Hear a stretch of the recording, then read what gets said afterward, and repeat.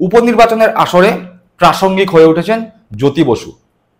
পশ্চিমবঙ্গের প্রাক্তন মুখ্যমন্ত্রী, বলা চলে যে সিপিএম নেতাদের মধ্যে সব থেকে সফল মুখ্যমন্ত্রী জ্যোতি বসু এই উপনির্বাচনের আসরে হঠাৎ করেই প্রচণ্ডভাবে প্রাসঙ্গিক হয়ে পড়েছেন।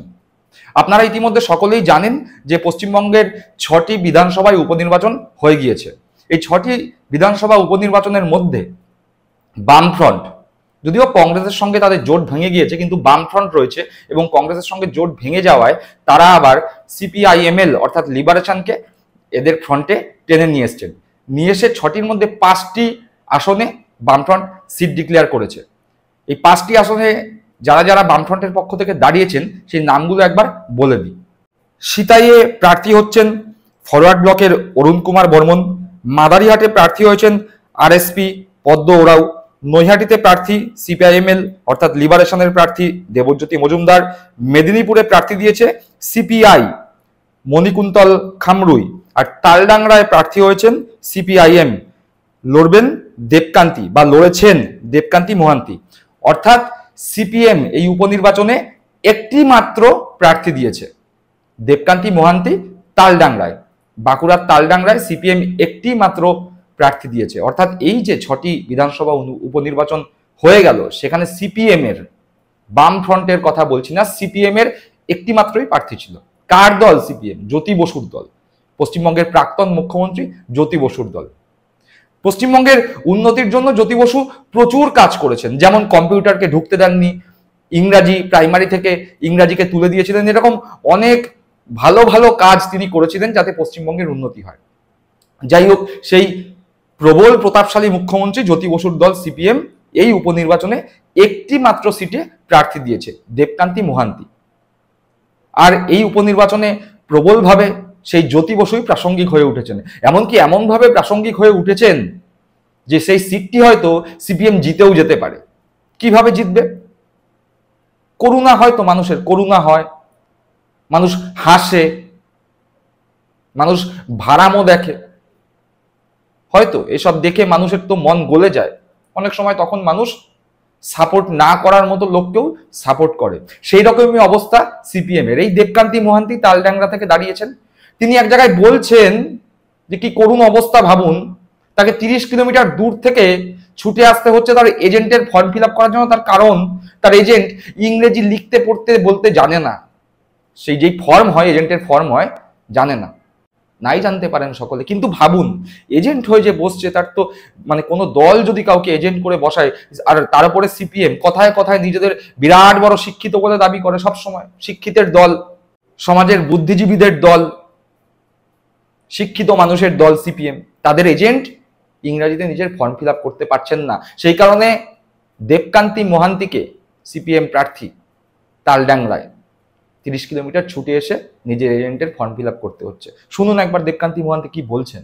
পোলিং এজেন্ট সিপিএম প্রার্থীর হয়ে, আমার হয়ে একজন পোলিং এজেন্ট বসেছিলেন, তো উনি ইংরেজি জানেন না, বাংলাতে সই করতে গেছিলেন, তো প্রিসাইডিং অফিসার তাকে অ্যালাউ করেননি, তাকে বের করে দিয়েছেন। যেখানে অন্যান্য এজেন্ট যারা ছিলেন, অন্যান্য পার্টির এজেন্ট, তারা সহযোগিতা করেছেন। প্রথমেই একজন যিনি তার দেখা যাচ্ছে হয়তো শিক্ষায় এতটা, পড়াশোনা এতটা নেই, সেরকম একজন লোককে প্রথমেই যে সমস্ত ব্ল্যাঙ্ক ফর্মে সই করে দিতে হয়, তবে তো সে বুঝতে পারবে পেলে পোলিং এজেন্ট হিসাবে। এটা তো ঠিক নয়, মাঝখানে তো সইগুলো করিয়ে নেওয়া যাবে। সেই হিসাবে এখন এই মুহূর্তে আমি গেছিলাম এবং বললাম, এরপরে উনি বুথে বসেছেন এই মুহূর্তে। কিন্তু আমাকে প্রায় 30 কিলোমিটার দূরের থেকে শুধুমাত্র একজন পোলিং এজেন্টকে বুথে বসানোর জন্য আমাকে 30 কিলোমিটার দূর থেকে চলে আসতে হলো। এটা খুব দুর্ভাগ্যজনক। শুনলেন দেবকান্তি মোহান্তি বাবু কি বলছেন। সিপিএম এর প্রার্থী, জ্যোতি বসুর দল সিপিএম, বুদ্ধ ভট্টাচার্যের দল সিপিএম, অনিল বিশ্বাস বিমান বসুদের দল সিপিএম, তার প্রার্থী দেবকান্তি মোহান্তি বলছেন যে সিপিএম দলের এজেন্ট, তার যে এজেন্ট, সে নিজের ফর্ম ইংরেজিতে ফিল আপ করতে পারছেন না। ভালো লাগছে শুনতে, সিপিএম ইংরেজিতে ফর্ম ফিল আপ করতে পারছেন না। প্রাইমারি থেকে ইংরেজিটা তুলে দিয়েছিলেন না আপনাদের মুখ্যমন্ত্রী জ্যোতি বসু? তুলে দিয়েছিলেন তো, মাতৃভাষা মাতৃদুগ্ধ সম, সেই কারণে ইংরেজি পড়তে হবে না, প্রাইমারি থেকে তুলে দিয়েছিলেন তো ইংরেজিটাকে। মনে পড়ে না? মানুষকে ভুল বুঝিয়েছিলেন, কম্পিউটারটা ঢুকতে দেননি, এখন কেঁদে মরেন রাজ্যে কেন শিল্প হয় না, আইটি সেক্টর কেন নেই। নিজেরা যে গর্ত খুঁড়েছিলেন সেই গর্ত বোঝাই করতে করতেই তো অর্ধেক সময় তৃণমূল কংগ্রেস সরকারের বেরিয়ে গেল। এখন তাকিয়ে দেখুন, চোখ কান খোলা রাখুন, প্রচুর আইটি সেক্টর ঢুকছে, সল্টলেক, রাজারহাট, নিউ টাউনে প্রচুর আইটি সেক্টরের কোম্পানি ঢুকছে, প্রচুর ছেলে মেয়ে কাজ করছে, বাংলার ছেলে মেয়ে, ইংরাজি বলিয়ে কইয়ে ছেলে মেয়ে পশ্চিমবঙ্গে মমতা বন্দ্যোপাধ্যায়ের আমলে। কিন্তু ভেবে দেখুন, আপনাদের দল সিপিএম দলের এজেন্ট একসময় বুথ দখল করে ভোট দিতেন।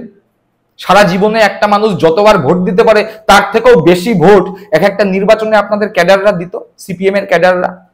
ইংরাজি পড়েনি ছোটবেলায়, প্রাইমারিতে জ্যোতি বসু পড়তে দেয়নি। বাংলার মানুষের যা সর্বনাশ করার তো করেছেন, নিজেদের দলটারও সর্বনাশ করেছেন। এখন করুণা করছে মানুষ আপনাদের দল দেখে। একজন এজেন্ট দিয়েছেন যে ফর্মটা ফিল আপ করতে পারছেন না, প্রার্থীকে 30 কিলোমিটার দৌড়ে আসতে হচ্ছে, ছুটে আসতে হচ্ছে। কি অবস্থা ভাবুন, নিজেদের 6টা উপনির্বাচন, 5খানায় বামফ্রন্ট সিট দিচ্ছে, মানে বামফ্রন্টের অবস্থাও ভাবুন। 6টাতে সিট দেওয়ার ক্ষমতা নেই, 5টায় প্রার্থী দিচ্ছে, তার মধ্যে একটি মাত্র সিপিএম। মানে কি ভয়, দাঁড়ালে হারবো, জামানত জব্দ হবে। কি করুণ অবস্থা, লজ্জা করছে। জ্যোতি বসু, আবার মাঝে মধ্যে দাবি শুনি জ্যোতি বসু নগরী করতে হবে।